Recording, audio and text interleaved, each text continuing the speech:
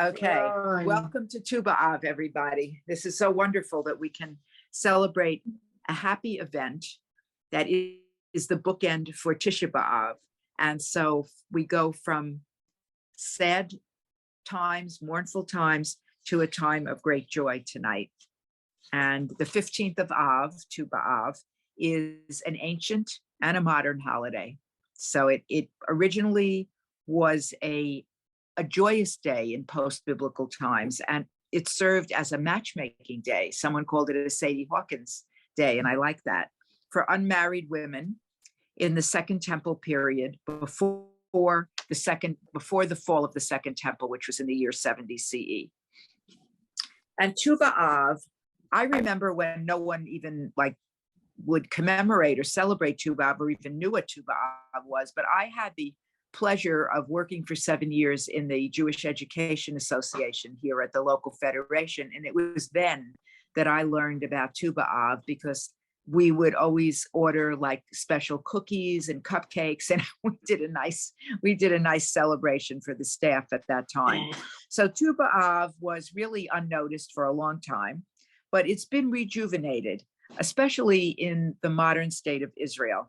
And it became, in its sort of modern iteration, it became and is becoming a Hebrew Jewish day of love, sort of like a Valentine's Day. And I hate to really make the comparison, but it truly is like something that Americans at least can relate to that. And they're like, oh yeah, it's like, just like our Valentine's Day.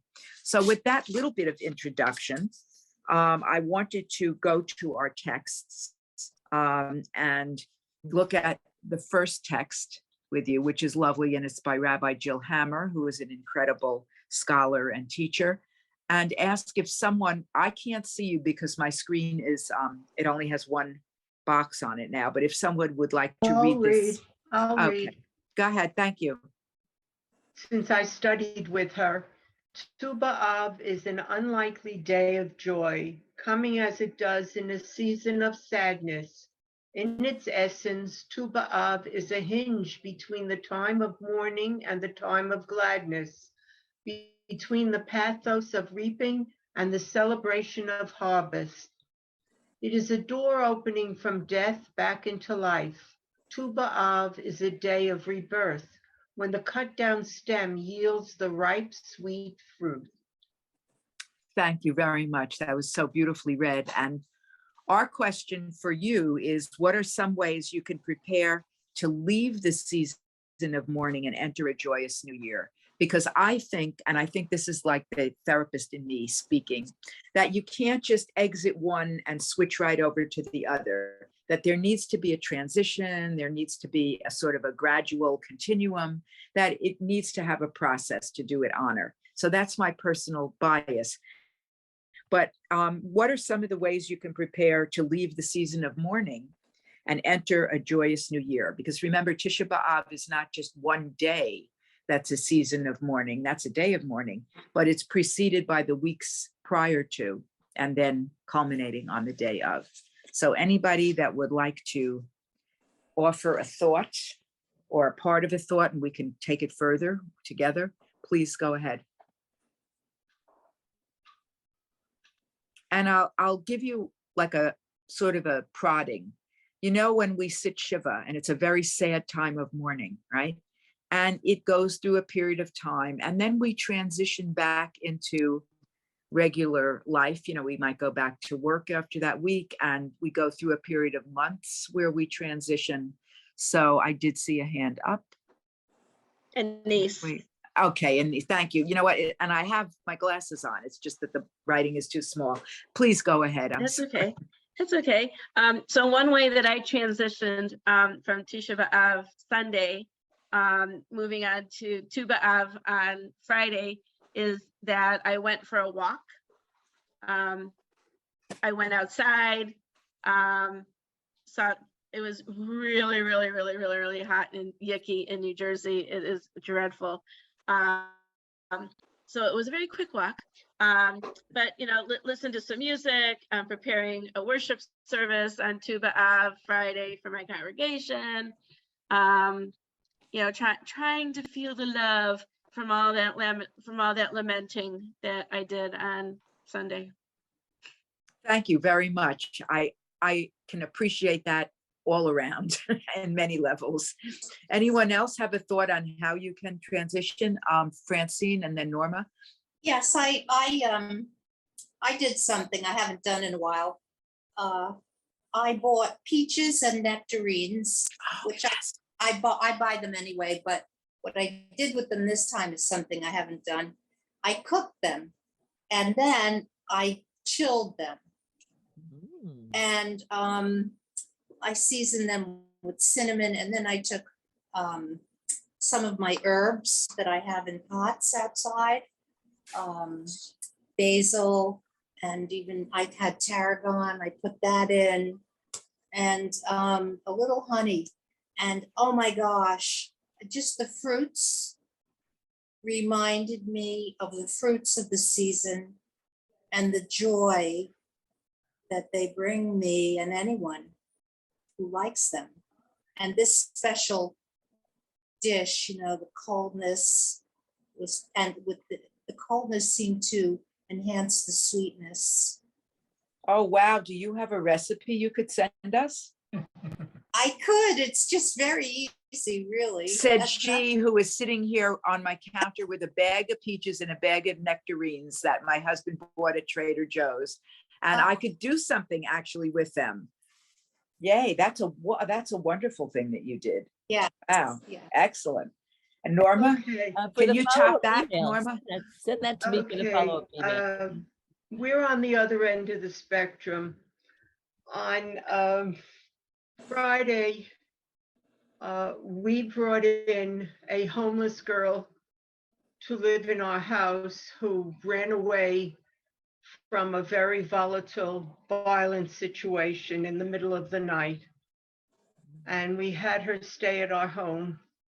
And then we brought her to synagogue Sunday morning for a Tisha B'Av service, which was very helpful to her. And she spoke with the rabbi. And we spent the weekend helping her find sources that would help her get housing, gave her money for gas for her car. We helped her pay for her phone. And as of today, she's on her way getting herself settled for beginning of a new life. Wow. So that's what our transition has been from Tisha B'Av to Tu B'Av. That's wonderful. Kol hakavod. Whoops. Sorry, my iPad just tipped over. Kol hakavod to you for doing that and for helping her. What a wonderful, wonderful, wonderful. Wow. Thank you for sharing that. I think it's inspirational at this time of transition. So others, anybody have any other thoughts on how do you transition from one to the other? And I just wonder, my other question is, have you ever thought about making a transition from one to the other? Because normally we finish one and we're like, oh, in a few days, you know, Tu B'Av is coming, if you even know that it's coming, you know, and want to mark it. And we don't even think about what can we really do. And I think it's just very interesting.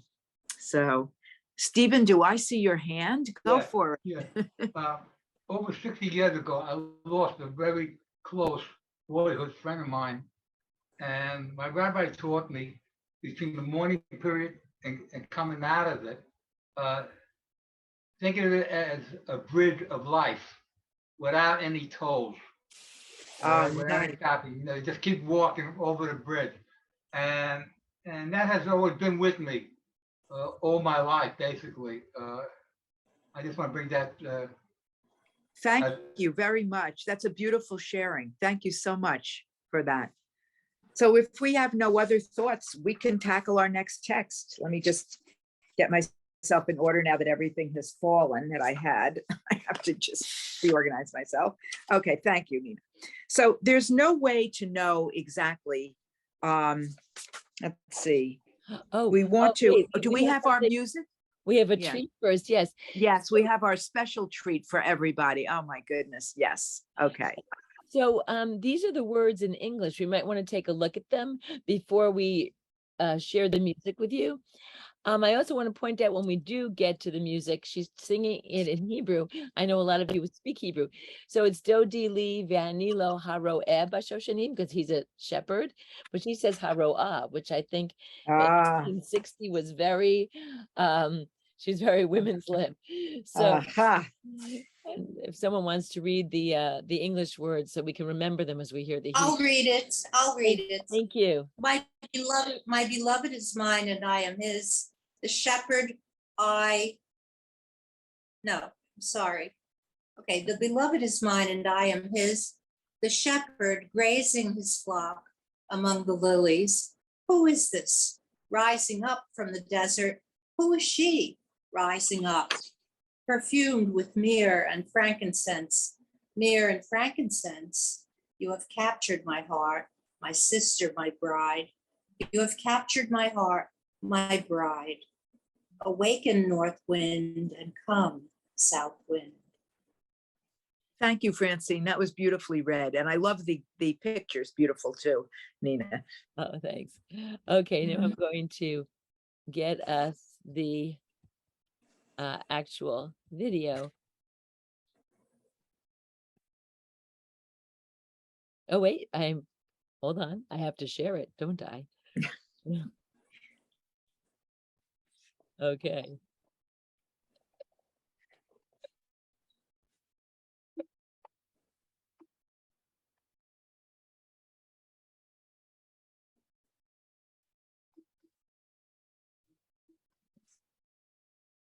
You have to,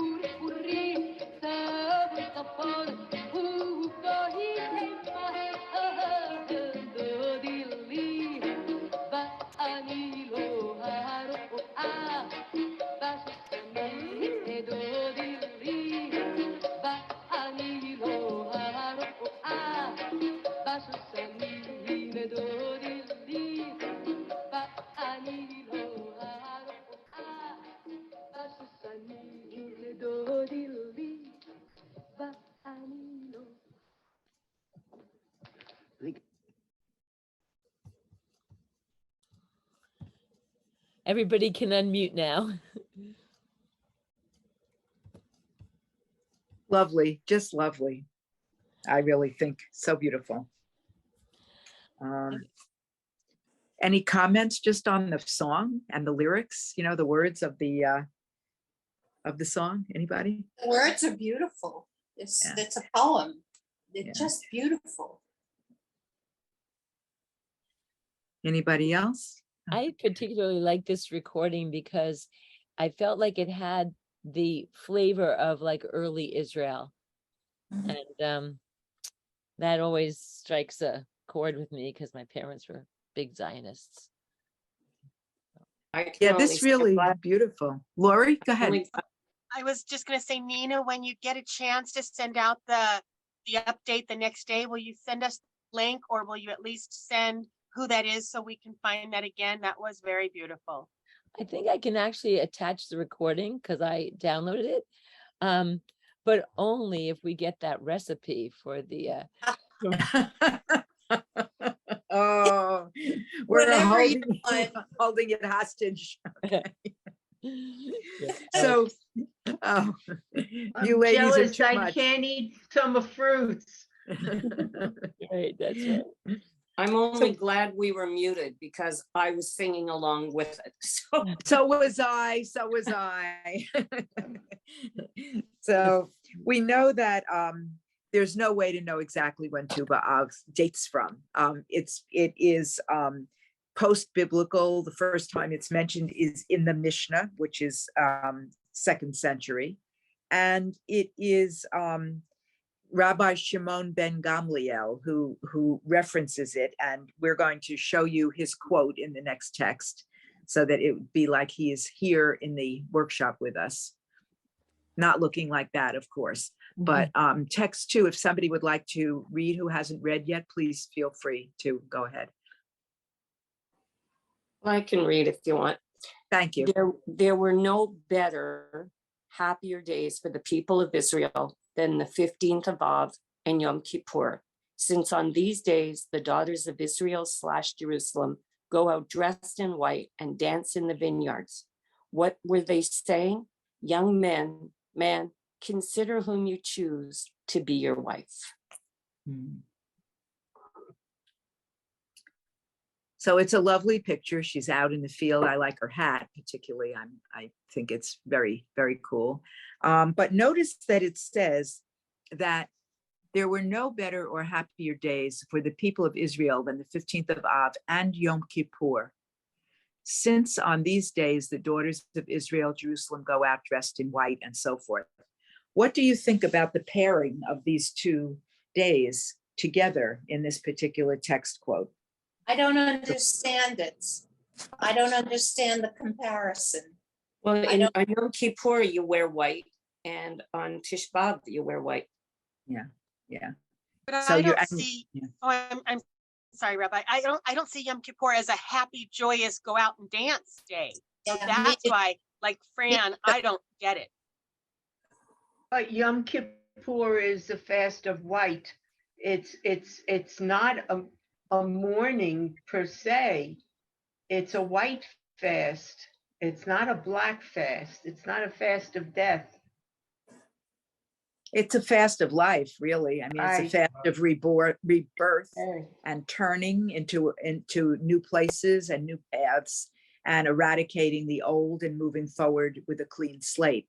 I mean, so when she calls it a white fast, that I can really relate to that because that's very symbolic of what it is.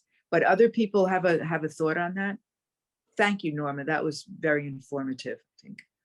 Others? It is a tradition at the end of Yom Kippur also to do the same thing as Tu B'Av. It's a matchmaking time. It's a time to let life start again. So we have come full circle on this with that, and I thought it was important to pull that phrase out because otherwise it could have gone unnoticed. Rabbi, I read something interesting today that I thought about.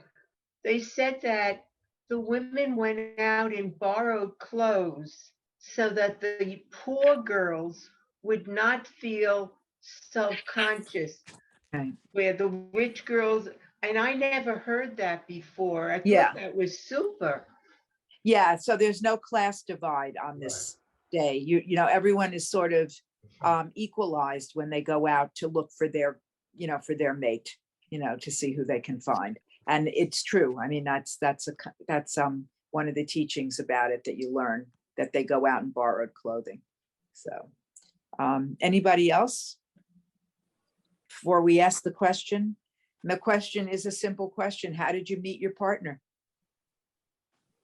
Everyone could have an answer for that, maybe. I mean, I don't know, but we'll see. And anyone who would like to unmute, feel free to jump in and we can take turns for those who wish to speak. Okay.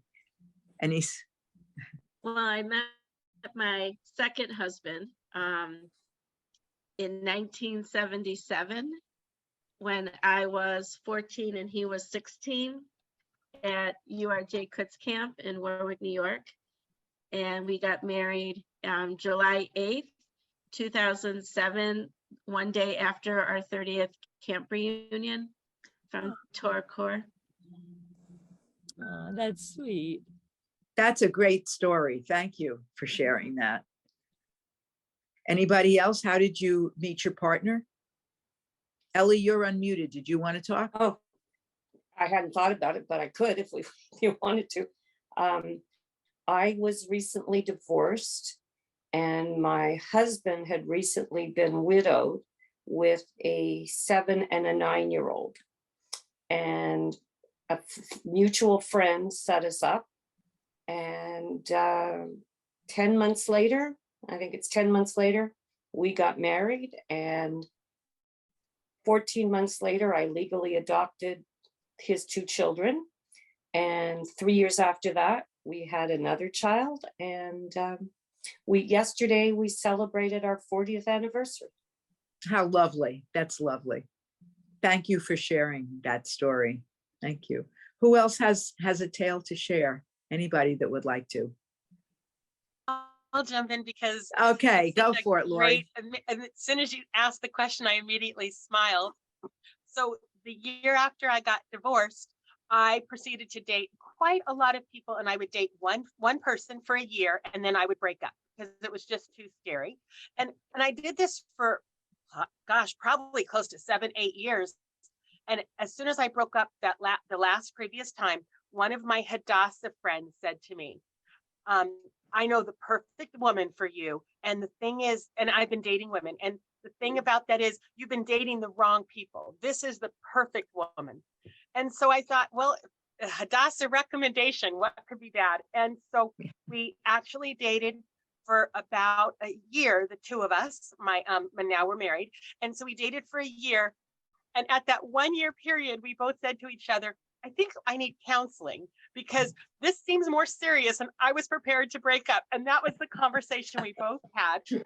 We both got into counseling, and then we started working with the rabbi as well. And at that point in time, my partner then said to me, I don't know if we're staying together, but I am definitely converting to Judaism because of the experience I have with you. So we waited another year. We did stay together. She converted to Judaism, and we had an amazing wedding. And we just celebrated our 8th anniversary together, Wow. married. And we were also the first gay marriage to happen in for our rabbi in here in Vancouver, Washington, where we live. They had just allowed legal gay marriage at that time. So it's very happy. Oh, that's an amazing story. Yeah. What a privilege to hear that. Thank you so much for sharing that with us. Thank you. Thank you. Others, anybody else want to share? I see Stephen's hand is up. He's working hard tonight. Go ahead, Stephen. Yes, I'm working overtime. We met on Brighton Beach Bay 2. Almost 40 years ago, to mutual friends of ours with Parents Without Partners out of the Pizza Bay chapter. And they didn't like the girl I was dating at that time. And they said, I got a perfect girl for you. But you have to come to the beach and meet her. And she was going to school at that time at Manhattan Beach College. And said she'll be coming down here with her books and her beach chair. Be prepared for her. And I've been like that for 40 years. A second A marriage. second marriage. That's great. Thank you so much, Stephen. That's wonderful. Anybody else care to share? I met my husband over a dissecting pan when I was 15 years old in biology in high school. And our families knew each other for a long time. Our grandparents knew each other. Our mothers knew each other. And we met over the frog that I would not lay scalpel to. And the rest is history. So we've been together for a long time ever since. But I have the frog to thank, the frog that I still won't touch. So anybody else want to jump in? I will. Good. Okay. I think I was 17 and it was September. and I broke up with the guy I was seeing in college. And it was September and I was 17. I didn't have a New Year's Eve date lined up. So I was freaking out. I mean, what's important in your life? And one of the gals I knew at college, and I went to a Brooklyn college like Norma. So it's a commuter college. I lived at home. And one of the gals in one of my classes said her cousin just moved to New York and he wanted to meet someone. And so I called her and I said, I'm ready to meet your cousin. And she said, nope, you said no before. So I introduced him to Patty and he and Patty are very happy. Okay. Patty fell down the stairs and had a severe break in her spine or something. So he called me because it was September and he didn't have a date, I guess. I don't know. So Fran, I see that smile. So Fran knows the story. So he called me and we went out and we were married a few months later. Well, no, a year and a couple months later.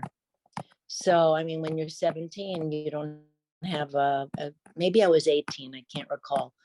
Anyway, I was 19 when we got married. So I guess I was 18. And I think we're one of the very few dinosaur people who are still married after all these years.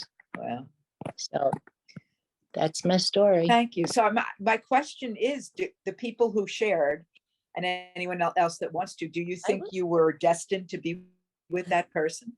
Yeah. Do you think it was a beshert thing, as they say, or not, you know? I have to get off in a second, so I'd love to say this because when we celebrated our anniversary yesterday, and as we do every year, we not only celebrate our 40 years, but the kids and I celebrate the 40 years that I was their mother. And they're the ones who asked to be adopted. I hadn't even thought about it. And it's, I guess a couple of months ago, it might have been from one of your classes, but I stopped to think what did Hashem put me on the earth for? And I knew it was to raise these two motherless children at that point. And we have a relationship with my two older ones, and obviously my third, that is so close and has been from day one. They have never in 40 years ever said, you can't say that, you can't do that. You're not my mother. So, yeah. Yeah, I think it was beshert. I'm voting for that for you. I do too. Anybody else? Do you think it was? Do you think it wasn't? It was just odd circumstances. I mean, any thoughts on this? Some people don't believe in beshert, and that's okay, you know. But any thoughts on that? Yes, please go ahead. Oh, absolutely. When I saw David at camp, I knew I was going to fall in love with him. I knew I was going to marry him. I have journals back when I was a kid saying, you know, Mrs. David Benamy, Mrs. Anise Benamy. And I had gotten married, you know, before him because he wanted to go. We were friends. We stayed friends forever. We never we didn't see each other in teenager and then 30 years later saw each other. We were friends the entire time. But he wanted to go be a lawyer and go to Israel and go do all these things. So there was a guy waiting in the wings. So I got, I married him first and I had my daughter and we called that the dress performance. That was the dress rehearsal. But yeah, David eventually came around and said it was beshert, but I knew, that was all, and my first husband knew how much I loved David. I mean, he knew all about David. He had met David. And it was just a downright miracle that I pulled it off and was able to marry him. I mean, the sad part is that he passed away in 2013, but I had, I had close to 6 years of marriage with him, but 36 years of friendship. So, yeah, I definitely believe in beshert. And I think it can come again too. I don't think, I can't believe that God would put me on this planet, get David for oh, for that, and then rip him from me like he was, and then be a widow and single for the rest of my life. I think there has to be another Bashert out there. For my sanity, I have to believe that. Yeah, yeah. I think I agree with you. I think so. I think it doesn't come once Bashert. You can have more than one Bashert. Thank you for sharing that. Anybody else? Lori? I'm glad to hear you say that you think we could have more than one Bashert, because I'm in my third relationship, and over my years, I'm 60, and I think that I've learned something and given something in every relationship I've been in. There is a reason why I had that first relationship that was not a good relationship at all. And I know, I mean, I kind of get a sense why. There was a reason why I was where I was at, but it also helped me grow to be the person who I could be in the next relationship. And so I think that I'm where I'm supposed to be, and it's meant to be at that time. And I think that time changes, and I just hope that this is where I'm supposed to be and stay, and it works in my favor for more time. That's what I hope. But I believe that there is a plan, and I just don't know what that plan is. So you have faith. You Yes. just have faith. Yeah. Right. Yeah. Thank you. Anybody else before we go forward? We'll go on with the next text. I like the next text. It's very pretty. Oh, you'll see it.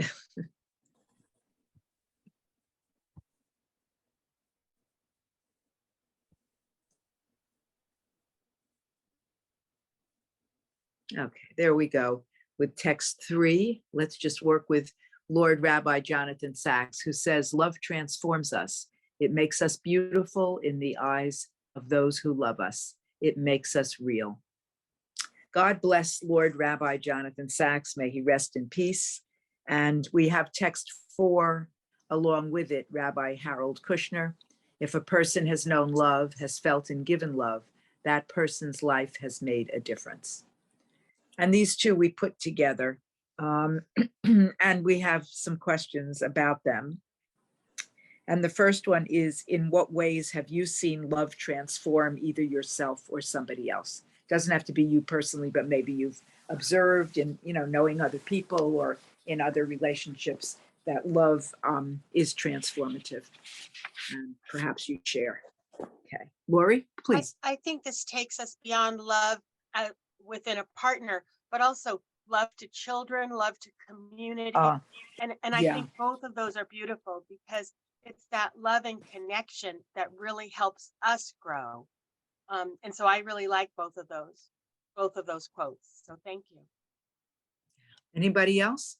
And I'll throw the other question in along with the transforming question, is what are some aspects of love currently in your life? So feel free to answer both or one or the other, whatever makes you happy, whatever one speaks to you. In what ways have you seen love transform yourself or somebody else? And what are some aspects of love currently in your life? Go ahead, Norma. I have a sense of a transformation in my love of Judaism. It has helped my spirituality and helped me grow as a human being, and in terms of my community and working at understanding my life and who I am and what I am within my community and within the world. And I'd like to say hello to Erica. She's sitting there quietly, but hi, Erica. And it's made me, I hope, a better human being in terms of how I behave these days as to the way I lived my life before. And I thank my teachers for that.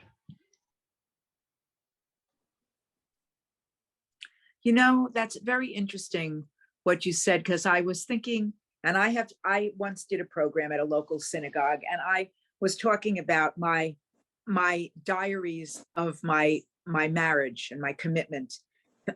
And my husband came with me, and people kept saying to him, she's reading these like really like intimate diary things out about how the relationship has changed her life and altered her life. And aren't you having a problem with this? And he said, no, because she's talking about her relationship with God and how she's grown through that.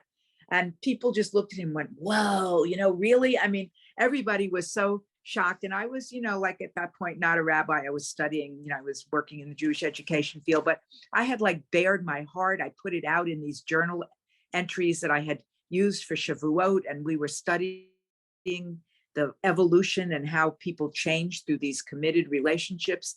And, people thought I was talking about my marriage, but it was interesting. I was talking about my commitment to God and how I had grown as a person and grown in my spiritual practice and so on and so forth. So I was just throwing my 2 cents in. Others, how have you seen love transform? I'll add that I have a new puppy, which she is an aspect of love in our lives, which is new. We got her at the end of January. So that's my contribution for that second question. But anybody that would like to jump in, Erica, unmute.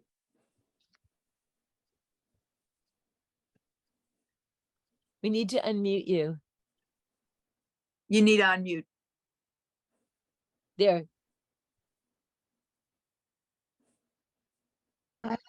There you go. Good.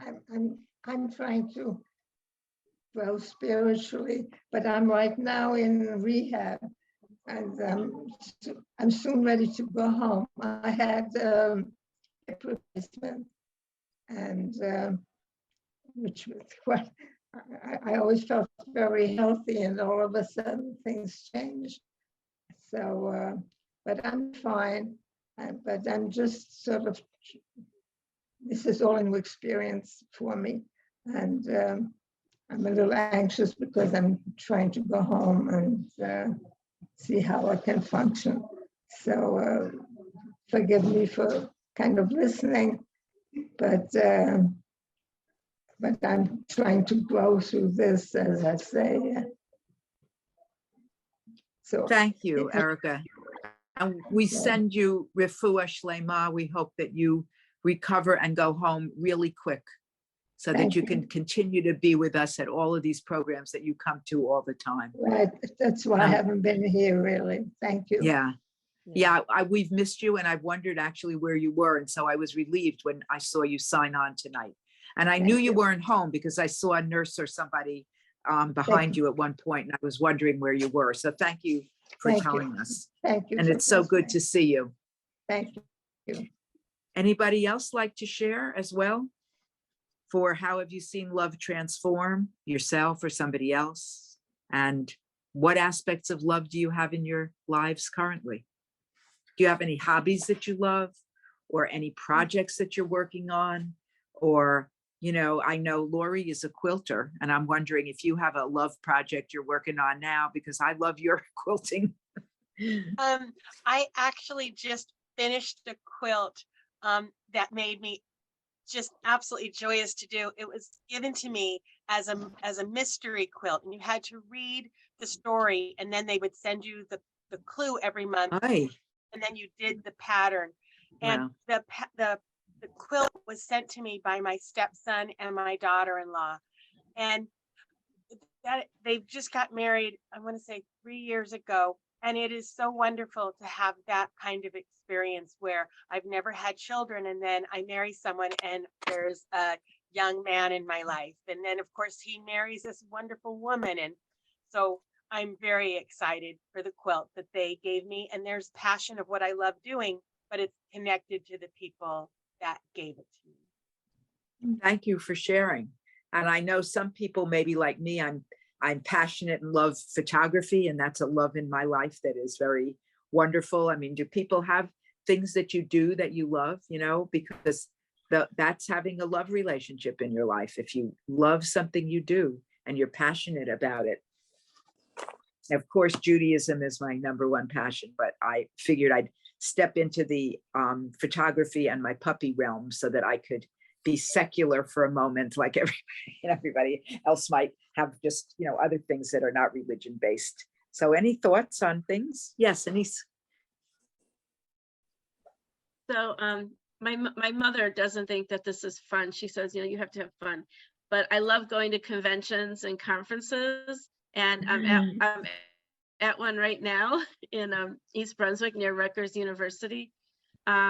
Oh, wait, I and- live in Parsippany. Where are you? I'm- I mean, what are you doing? Oh, I'm at the New Jersey Education Association Summer Leadership Conference. Nice. Because I'm a public school music teacher besides a part-time cantor. So I'm at the Residence Inn until tomorrow. It's just a short one. Beginning of July, I was in Chicago for a week for the National Education Association Assembly. So I love, she thinks going to conferences and, she goes, Ma, Anise, you need to go do something fun. I'm like, Mother, it's paid for. All I have to do is show up. I get my meals. I have air conditioning. I've got a beautiful room. What more can I ask for?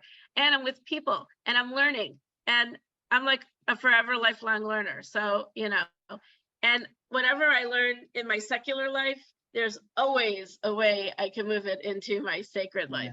Like with my WRJ work, and everything just kind of collides together. So if it has to do with traveling and staying in hotels, I'm just in love. Nina's laughing. No, because I agree with you. I love that. It's like the best. And this is like a brand new hotel. And I walked into the room, it was an upgrade.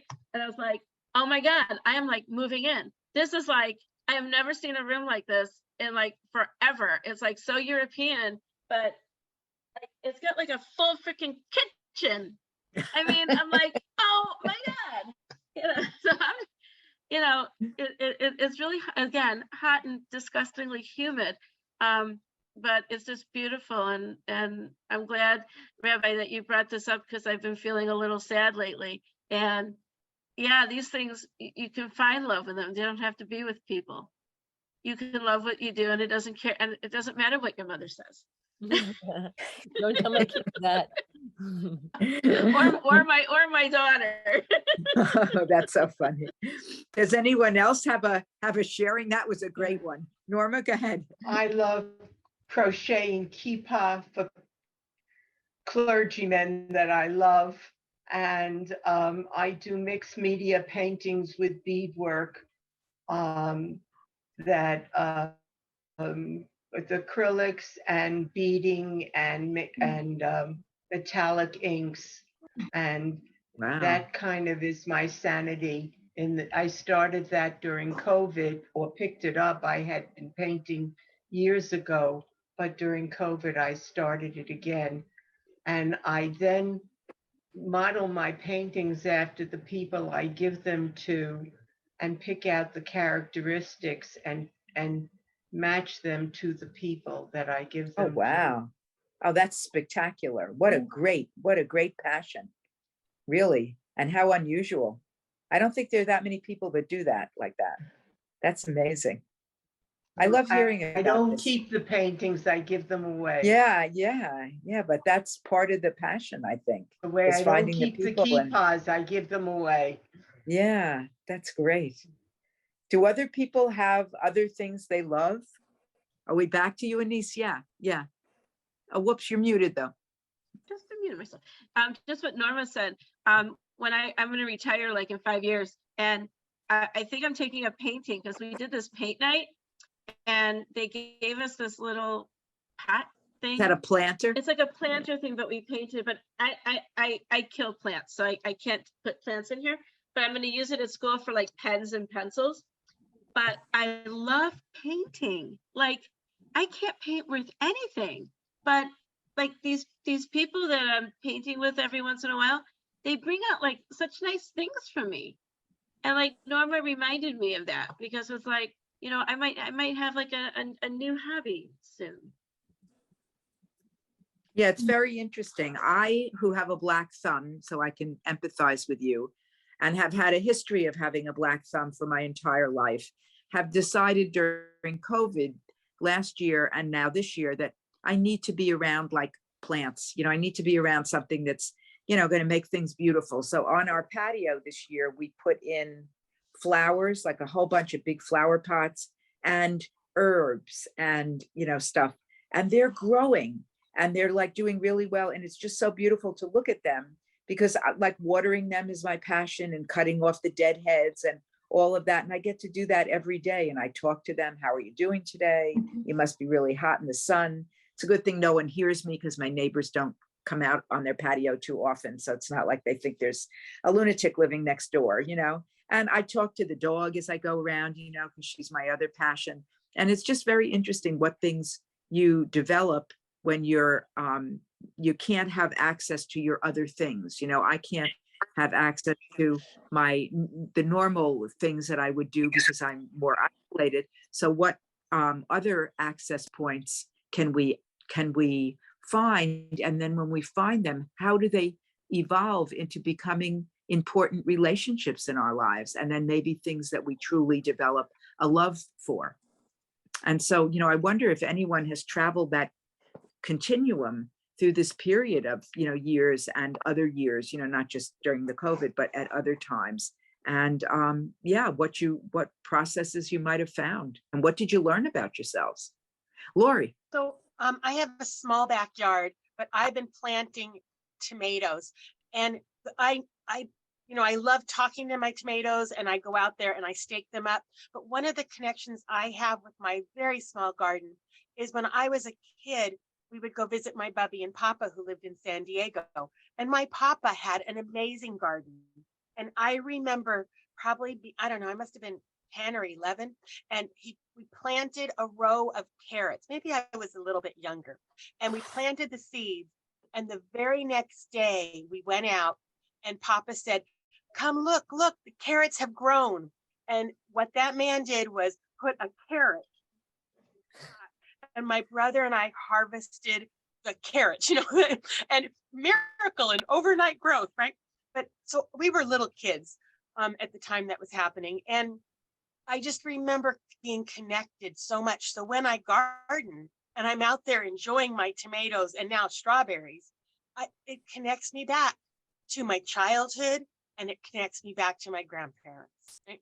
And I think of that as I come into the house and I'm tracking dirt on the kitchen floor. I can hear my Bubby say, she would always scream, Izzy, the dirt. And I could hear myself think, I'm tracking in all this dirt. And I kind of laugh about it because you're right. That's what happens when you play in the garden. It's so interesting as we've been sharing tonight, and we started by looking at, that it's a time when we were sad and we have transitioned. How do we transition to a time of more joy? That was the first question that we asked, how do you leave the season of mourning and enter a joyous new year? And how we've, through this evening's questions and texts, we've applied that to our own lives. How have we traveled, leaving a season of sadness or maybe seriousness or being cut off from, people a little bit more, or, and how have we found other ways to connect and bring joy and remember joyful times and share joyful occasions? How we met people, were we destined to meet them? How have our lives changed? How have we risen up?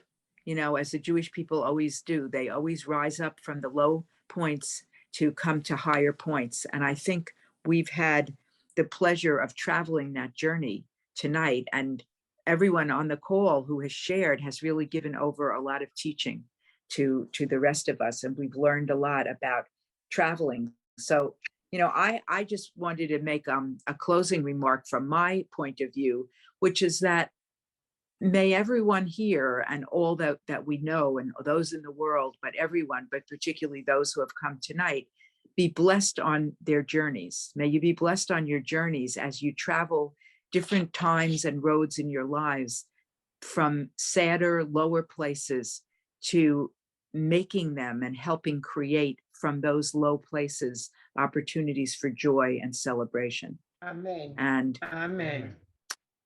so, amen to everybody. Thank you And very I would like much. to I Thank wanna you. thank you, You're Rev welcome. Deb, It's for lifted my leading us spirit. in this beautiful time. We really, when you asked that first question, how are we going to go from sadness to joy? I listened to everyone. My head was blank. And now I see that after we shared all this discussion, we've all traveled from a time of sadness to a time of joy. So thank you. Thank You're you. welcome. You can see it, at least I can see it on everyone's faces. So serious in the beginning and thoughtful and really wondering what the answers were. And then as we started to share and learn from each other and come up with our own responses, how people are now, everyone's smiling. I'm looking at it, all the smiling boxes here and thinking what a gift we've all been able to give each other. So Big travel hugs. safely in Big your journeys. hugs. Big hugs to everybody. And Thank you. Erica, Refuah Shlema, go home soon and be well. Thank you. Feel It better, gives Eric. me much thought. Thank you.